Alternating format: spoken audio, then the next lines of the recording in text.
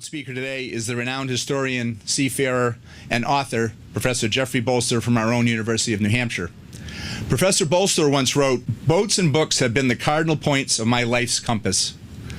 Jeffrey Bolster spent much of his life on boats, whether it's been working on commercial vessels, crewing on big schooners, or teaching sailing and maritime heritage through the Portsmouth Gondola Company operated by his wife Molly. It is my distinct pleasure and great honor to introduce New England and Portsmouth's own Professor Jeffrey Bolster. You know, it's a pleasure to be here on this lovely day betwixt the Main and the Isles of Shoals, with the backdrop, this place that John Smith and his men mapped so astutely in that memorable summer of 1614. Now, I want you to imagine Smith. You've just seen him reincarnated. Muscular guy, bristly reddish beard, brimming with self-confidence. Smith in his open boat, a stoutly planked shallop, surrounded by his armor and his weapons, his compasses and lead lines, his drafting tools. Smith in this boat going up and down this coast, really buoyed only by his extraordinary self-confidence and a smattering of Algonquin language he had learned 5 years before in Virginia. He packed in a lot that summer.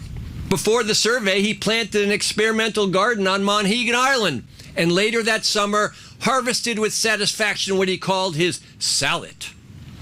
His crew cured fish for export, and he swore up and down that fish could be the mainstay of this new place he had called New England.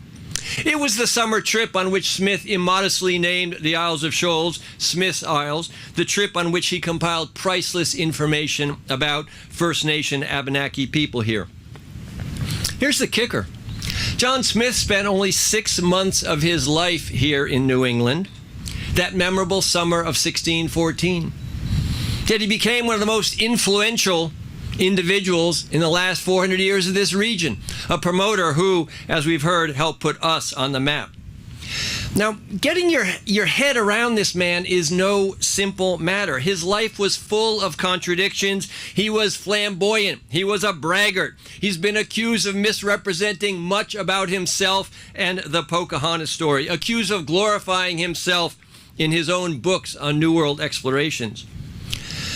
Yet despite all that, I think he's our guy, the first New Englander, the first European to take notice of the Isles of Shoals, writing accurately that they are a heap together, none near them, near Agamenicus.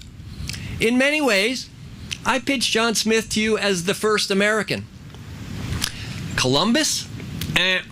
Anything but the first American. He was actually a medieval mystic. Towards the end of his life, he wrote a book of prophecies forecasting that the earth would end apocalyptically in 1506. Didn't work out that way. So much for the future of the New World. Columbus never imagined anything like a democratic republic of independent producers. But John Smith, on the other hand, was the first European to imagine that the promise of America was a middle-class society, without those extremes of poverty and wealth found in the Old World. His vision for New England was a thriving community of smallholders working for themselves, not for landlords who would squeeze them with rents. And Smith's genius is that by 1631, towards the end of his life, with publication of a book called Advertisements for the Unexperienced Planters of New England, or anywhere, he imagined a new kind of society. And bingo!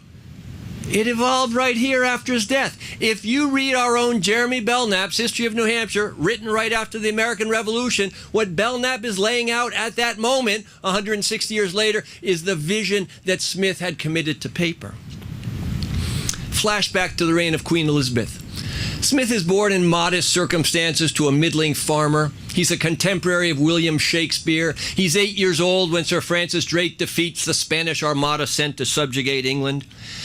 His father had other plans, but the boy wanted to make himself.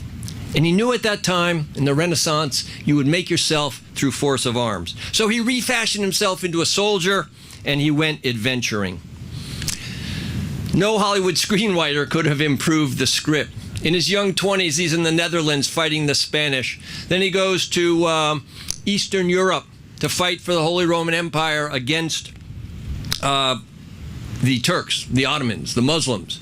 And he's making a name for himself. As we've heard, he beheaded 3 Turks. Mano y mano. He challenged these Turkish officers to duels. And it was a tough game, like winner take all. Heads, for instance. He later emblazoned his coat of arms in England with the 3 Turks' heads, not the little rope bracelets, that he had cut off on the field of battle in Romania. Then he was captured. Not the last time.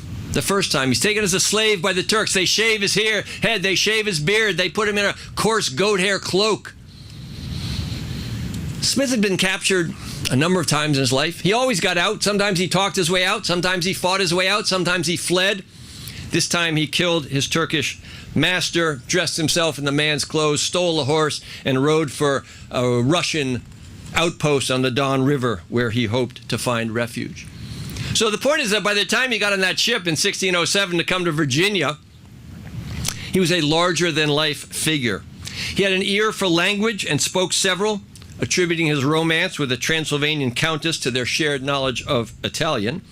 But that helped him with his listening to the Abenaki tongues as well. Battle-scarred, he had seen men killed and killed men. Always the ladies' man, he could also handle a ship in a seaway and think cartographically. He had traveled in North Africa, throughout Europe, and on the sea. He was contemptuous of rich men who lorded over others simply because of their titles, but he nevertheless knew that in that society he lived in of ranks and orders, he had to cultivate patrons from within that class. So he ended up being just the chap to take over in Virginia the fractious Jamestown experiment during its dying time, indicating indeed that those who would not work would not eat. Smith wrote his first book at age 28, a true relation of such occurrences and accidents of note as happened in Virginia. By the time he died on the summer solstice in 1631, he had 10 books to his credit, books that would hugely influence English settlements on the American coast.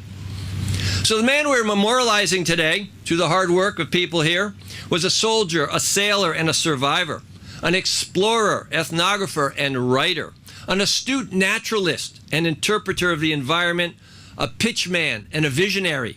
That was John Smith. It's fitting that the monument's here on the coast of New Hampshire. Smith ached for this place, and he yearned to return. He tried twice but failed. His salvation came with his pen. In his books, he wrote movingly of the goodly, strong, and well-proportioned native people who lived on this coast, of the greatness of the timber, the greatness of the fish, and the moderate temper of the climate. Who can but approve this a most excellent place, both for health and fertility, he wrote, and of all the 4 parts of the world I have yet seen not inhabited, could I have but any means to transport a colony, I would rather live here than anywhere. So as you contemplate the stunning monument behind me and think about John Smith here 400 years ago, I'd ask you to consider that the past is like a foreign country, a place we can never fully fathom. The culture that spawned John Smith differed greatly from ours. Nevertheless, we're in his debt.